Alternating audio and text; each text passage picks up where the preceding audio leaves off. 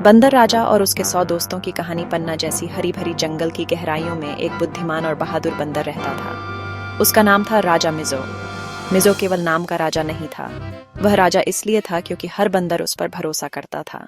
उसके आसपास उसके 100 बंदर दोस्त रहते थे। हर एक की अपनी खासियत थी। कोई तेज था, कोई ताकतवर, कोई बहुत चतुर, तो कोई मजाक करके सबको हंसा देता था।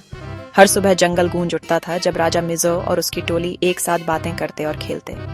वे एक बड़े परिवार की तरह रहते थे।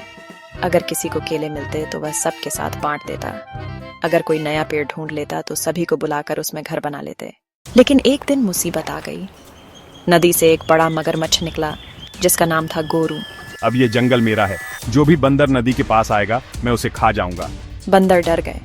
बिना नदी का पानी पिए वे कैसे जिंदा रह सकते थे। राजा मिजो सबसे ऊंची डाल पर चढ़ा और बोला, हम सिर्फ बंदर नहीं हैं, हम परिवार हैं। अगर हम सब मिलकर सोचेंगे और काम करेंगे तो कोई भी मुसीबत हमें हरा नहीं सकती।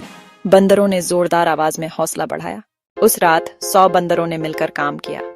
कुछ ने लंबी बेलें इकट्ठा की, कुछ ने नुकीले पत्थर उठाए और बाकी चौकसी करने लगे।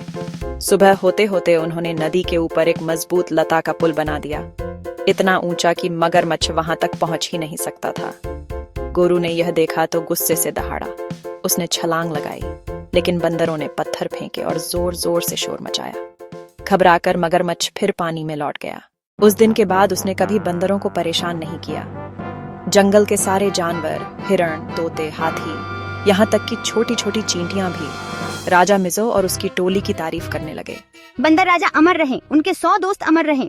और इस तरह राजा मिजो और उसकी टोली पूरे जंगल में मशहूर हो गई, केवल उनकी बहादुरी के लिए नहीं, बल्कि उनकी दोस्ती और आपसी सहयोग के लिए। कहानी की शिक्षा: असली ताकत एकता, दया और साहस में होती है। जब सब मिलकर काम करते हैं तो बड़ा से बड़ा काम भी आसान हो जाता है।